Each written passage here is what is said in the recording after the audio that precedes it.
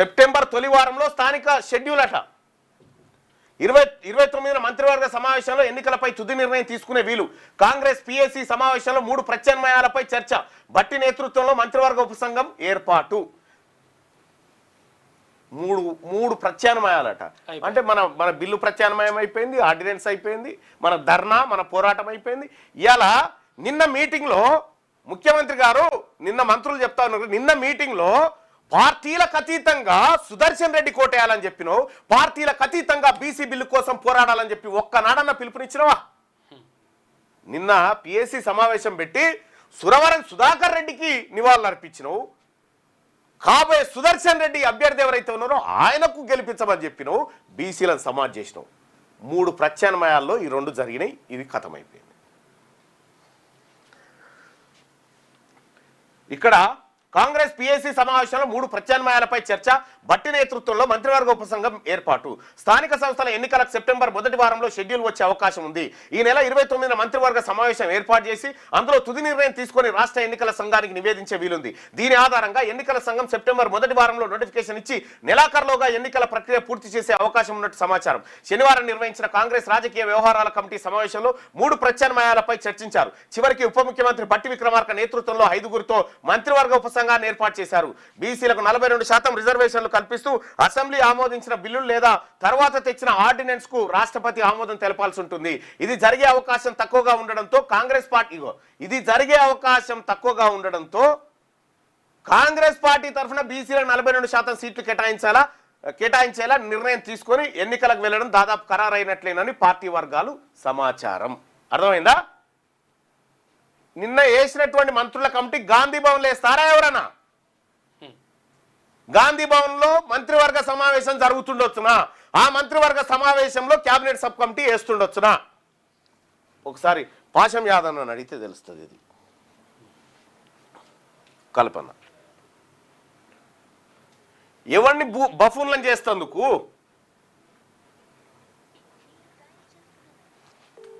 అంటే గాంధీ భవన్లో మంత్రివర్గ సమావేశం పెట్టి గాంధీ భవన్లో sub committee cabinet sub committee వేసుడు. వా,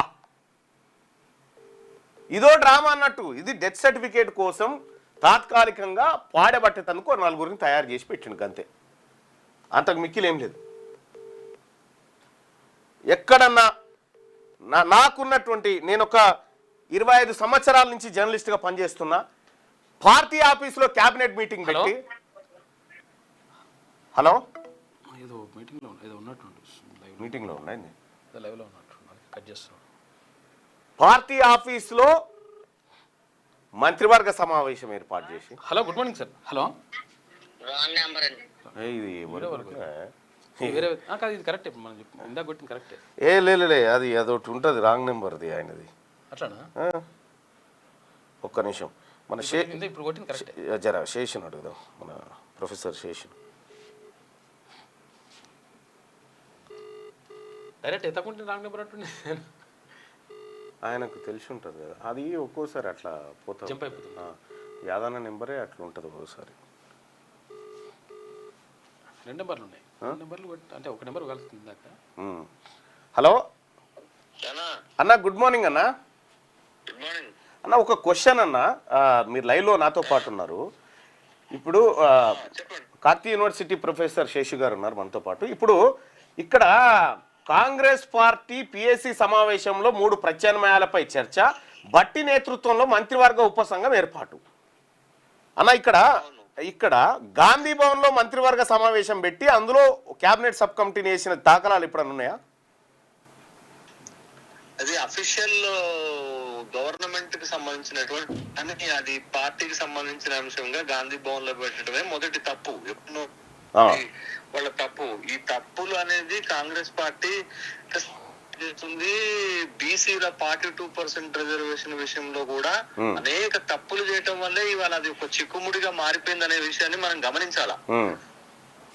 కాబట్టి ఆ కాంగ్రెస్ పార్టీ ఎవరి సలహాలు తీసుకుంటుందో, ఎవరిని వాళ్ళు ఇంటరాక్షన్ చేస్తున్నారో తెలియట్లేదు కానీ, బట్ వాళ్ళకున్నటువంటి ఈ వ్యూహాలతోటి భవిష్యత్తులో కూడా 42% రిజర్వేషన్ సాధిస్తారనేటటువంటి నమ్మకాన్ని కలిగించలేకపోతున్నారు.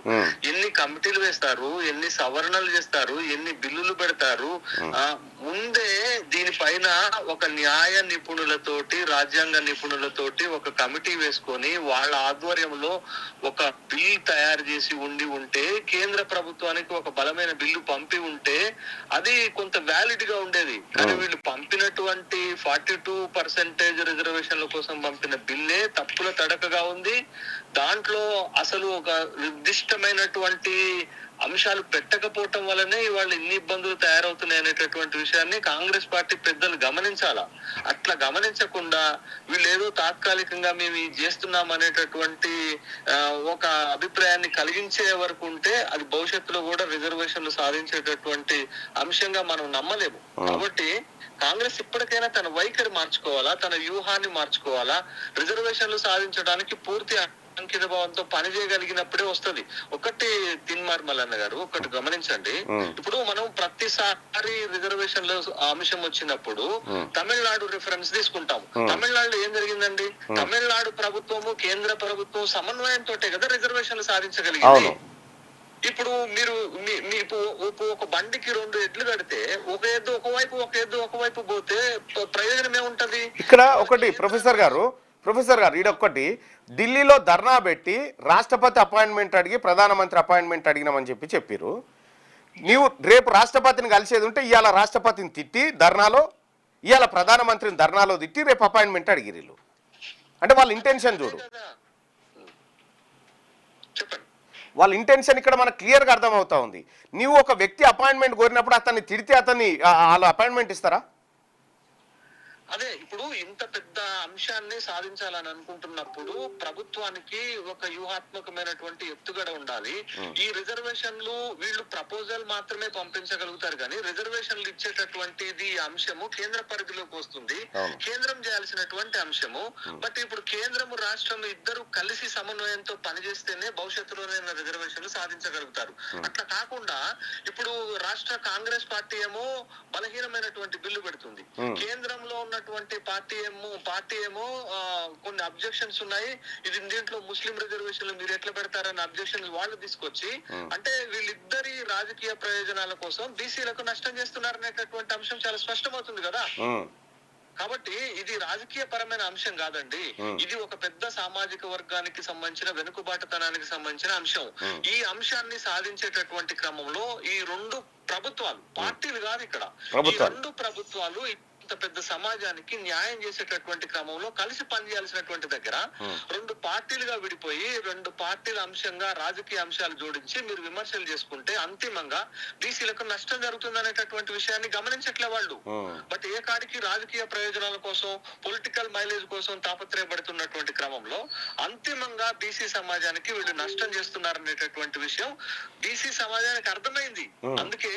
అందుకే ఇప్పుడు రాబోయేటటువంటి గ్రామ పంచాయతీ ఎన్నికల్లో బీసీ అనేటటువంటి ఒక అజెండాకు ఒక పెద్ద ఫోర్స్ గా రాబోతుంది. ఆ 3 పార్టీలకు ఒక బలమైనటువంటి ఒక ధీటైనటువంటి పొలిటికల్ ఛాలెంజ్ విసరబోతున్నారు. వాళ్ళు దాన్ని తట్టుకోవడానికి వాళ్ళు ప్రిపేర్ అయి ఉండాలనేది నా అభిప్రాయం. నమస్తే సార్, అది జరుగుతుంది. ఒక్క నిమిషం సార్.